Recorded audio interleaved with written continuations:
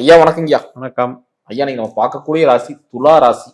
துலா ராசிக்கு வாழவே விடாம தடுக்கக்கூடிய எதிரிகள் யாருங்க? இவரு சுக்கிரன், ஆமா. அவரு குரு. எதிரி ஸ்தானம் வந்து குரு.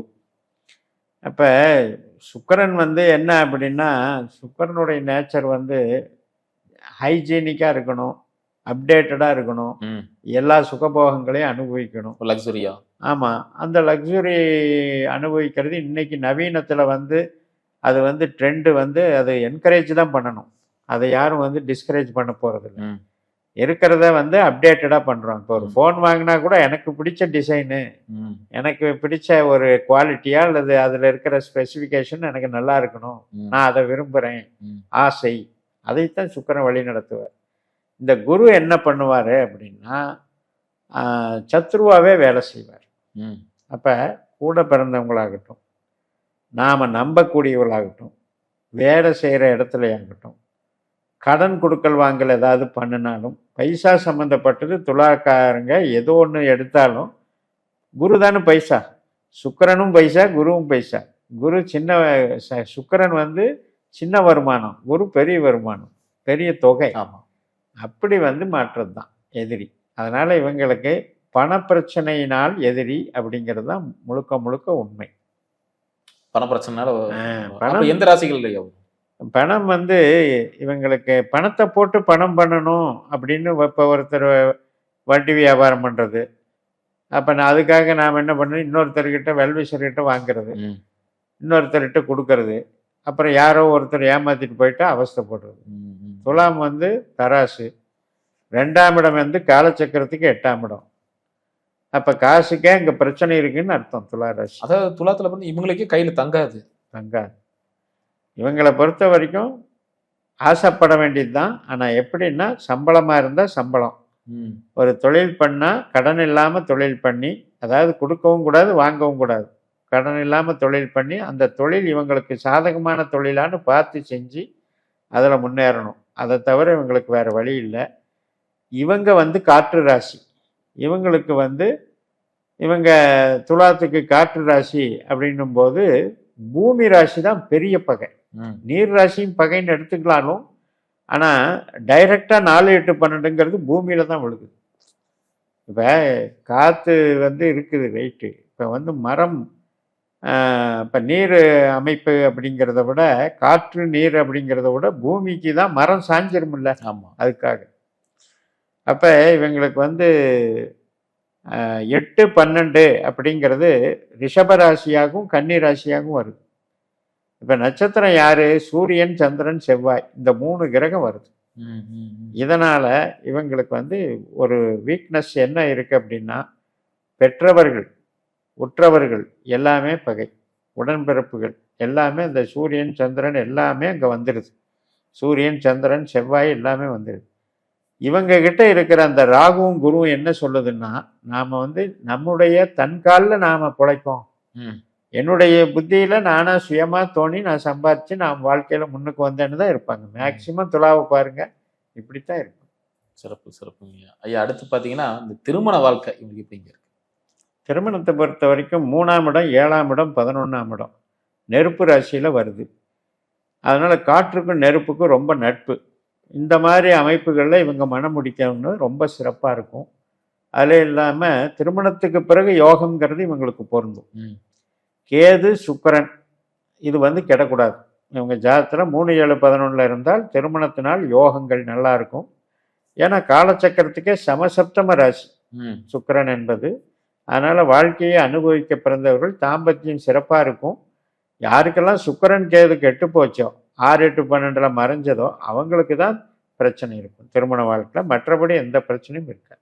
நீங்கள் வந்து 2ல் அது இருக்குது, 8ல் இருக்குதுக்குன்னா பயப்பட வேண்டியதில்லை. ஒரு கிரகம் இருந்த இடத்த வச்சு நாம் பயப்பட வேண்டிய அவசியம் இல்லை. இந்த சுக்கிரன் கேதுக்கு தான் பொட்டன்ஷியல் இருக்கு. அந்த சுக்கிரன் கேது கெட்டு போனால் மட்டும், அந்த திசை நடந்தால் மட்டும் இவங்களுக்கு வாழ்க்கையில் இழப்புகள் ஏற்படும். அதே மாதிரி தடை தாமதமாகுது, அதுக்கான காரணம் இல்லையா? அதான் 7ஆம் அதிபதி. 7ஆம் அதிபதினா செவ்வாய். 7ஆம் பாவத்தில் இருக்கக்கூடிய நட்சத்திரம் என்று பார்த்தால் பரணியும் அஸ்வினியும், கேது சுக்கிரன். இவங்க வந்து 6லேயோ 4லேயோ 10லேயோ இருக்கும்போது தடை பண்ணி விடுது. 7ஆம் இடத்தை செயல்பட விடாமல் தடுக்குது. அப்போ இவங்களுக்கு 7ஆம் பாவத்துக்கு இது அஸ்வினி பரணி மகம் பூரம் மூலம் போராடம் இந்த 6 நட்சத்திரங்கள்ல உட்கார்ந்த கிரகம்னு ஒன்று இருக்கும்ல, ம். அந்த திசா புத்தி வரும்போது கல்யாணம் ஆகுது. ஓ, அந்த நேரத்துல. அந்த நேரத்தில் நமக்கு யார் வரம் தருகிறாருன்னு முதல்ல பார்க்கணும். அந்த வரம் கொடுக்கிறவர் சுக்கிரனும் கேதுவும். அவருடைய நட்சத்திரத்துல எந்த கிரகம் இருந்து திசையோ புத்தியோ நடக்குதோ அப்போ திருமணம் ஆகும். இதுதான் சூத்திரம். சரி. ஐயா, அதே மாதிரி வேலையில ஒரு போராட்டமா இருக்கு, அடுத்து நினைக்க போக முடியலன்னு இருக்கிறாங்க. அதே மாதிரி தொழில் செஞ்சுட்டு இருக்கிற இடத்துலயே ஒரு ஏமாற்றம் ஒண்ணு சந்திச்சுட்டே இருக்கிறாங்க. இதுக்கான காரணம்? சனி தான் காரணம்.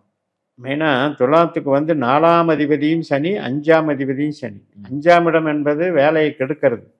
4ஆம் இடம் என்பது குறைந்த வேலை, அதாவது குறைந்த சம்பளம், அதிகமான வேலை, அதே நேரத்தில் சுமை. அது ஒரே இடத்துல முன்னேற்ற முடியாமல் அடுத்தடுத்த கட்டத்துக்கு போக விடாமல் தடுக்கிறது 4ஆம் இடம். அப்போ இந்த சனி இவங்களுக்கு பாதிப்பை கொடுக்குறாரு. இப்போ அந்த திசைகள் நடக்குதுன்னு வைங்க, அது 8-12 தொடர்பில் இருந்து திசை நடந்தால் இவங்களுக்கு இது சிரமம், வேலையில் சிரமம், சம்பாதிக்க முடியல, தொழில் பண்ணாலும் நஷ்டம், இப்படி எதையுமே பிக்கப் பண்ண முடியலன்ற சூழ்நிலை இந்த சனி புதன் 8-12 இருந்தால்தான் நடக்கும். ஒருவேளை இப்போ இவங்களுக்கு வேறு திசை நடக்குது, சனி புதன் நல்லா இருக்குது அப்படிங்கிறவங்க நல்லா டெவலப் ஆயிடுறாங்க. எப்படி டெவலப் ஆகிறாங்க அப்படின்னா, இப்போ கவர்மெண்ட் ஜாபு அதுக்கும் பாசிபிலிட்டிஸ் நல்லா இருக்குது. புதன் ஆடிட்டிங், அக்கௌண்டிங் இதெல்லாம் நல்லா இருக்குது. வெளிநாடு தொடர்புடைய வேலைகள் அது சார்ந்து நல்லா இருக்குது. அதே மாதிரி பாருங்கள், 6ஆம் இடம் காலச்சக்கரத்துக்கு 12ஆம் இடம். அதே மாதிரி 10ஆம் இடம் என்பது காலச்சக்கரத்துக்கு 4ஆம் இடம். இதெல்லாம் என்னத்தை குறிக்குது அப்படின்னா, ரியல் எஸ்டேட் சம்மந்தப்பட்டது, உற்பத்தி சார்ந்த துறைகள், வெளிநாடு வேலைகள், கடல் கப்பல் சம்மந்தப்பட்ட வாணிகள். மேக்சிமம் பாருங்கள், துலாத்தில் 10ஆம் இடம் நீர் ராசி சந்திரனாக இருக்கிறதுனால எக்ஸ்போர்ட் இம்போர்ட் செய்வாங்க. அதாவது ஏற்றுமதி இறக்குமதி செய்வாங்க. அது டெக்ஸ்டைலாக இருக்கலாம், இந்த மீன் அனுப்புகிறாங்க இல்லையா, கடல் சார் பொருட்கள் அதையெல்லாம் அனுப்புறது, இது எல்லாமே நல்லா இருக்குது. ஈவன் நேவியில் கூட போய் ஒர்க் பண்ணுவாங்க. 10ஆம் இடம் சந்திரனாக இருக்கிறது, அந்த மாதிரி ஒர்க் பண்ணுவாங்க. ஹோட்டல்ஸு, பெரிய பெரிய ரெசார்ட்ஸு இதெல்லாம் நடத்துகிறதெல்லாம் கூட சந்திரனுக்கு பொருந்தும், 10ஆம் இடத்துக்கு பொருந்தும். இப்போ இவங்களுக்கு இந்த 2ஆம் இடம் காசு கொடுக்கறதுங்கிற இடத்துல சனியும் புதனும் இருக்காங்க. அந்த திசைகள் கரெக்டாக வரணும். இல்லைன்னா இந்த சனி புதன் நட்சத்திரத்தில் இருக்கிற கிரகம் திசை நடத்தணும். அப்போ நடத்தும்போது அந்த திசை முழுக்க இவங்க பணம் டெவலப் ஆகும். சிறப்பு சிறப்பு ஐயா. அதே மாதிரி அதே மாதிரி பார்த்தீங்கன்னா சனி பகவான் பார்த்தீங்கன்னா புதனி நட்சத்திரமாக சொல்லக்கூடிய ரேவதி நட்சத்திரத்துக்கு போறாரு. ஸோ போறதுனால எந்த வித பலன்கள்லாம் கிடைக்கும்? ஏன்னா இவ்வளவு டைம் சொந்த நட்சத்திரத்தில் இருந்தார் உத்திரட்டாதி. அப்போ 5ஆம் பாவத்தை இயக்கிச்சு வேலை நிறைய பேருக்கு கெடுத்துருச்சு. 6 5 இது தடுத்துருது.